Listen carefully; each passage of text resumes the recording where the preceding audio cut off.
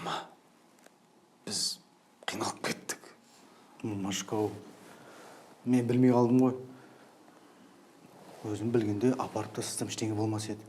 Неге маған айтпадың? Айша хабарласпағанда осындай жағдай болмайтын еді. Не дейді? Айшаға не болды? Енді қиналған соң анасына хабарласты ғой. Балқия, кім қиналмай жатыр бұл өмірде? Бәріміз көрмегенді көріп жатырмыз. Долғатын жылауық дегенде неге хабарласады? Ымжымымызды білдірмей жүрміз ғой осы. Не болды, жылап хабарласты ма? Енесімен сиыспай ажырасам деп отыр екен. Той абысын тай бекер айттың. Неге айтпаймын, рас қой. Рас қой, енді екеуі ара келіспей отқан. Естісін? Немене бәрін келісіп алдыңдар ма, бір күнде ажырасамыз деп? Арыстан жаным, сен араласпай ақ қойшы, пожалуйста. Неменеге араласпайды?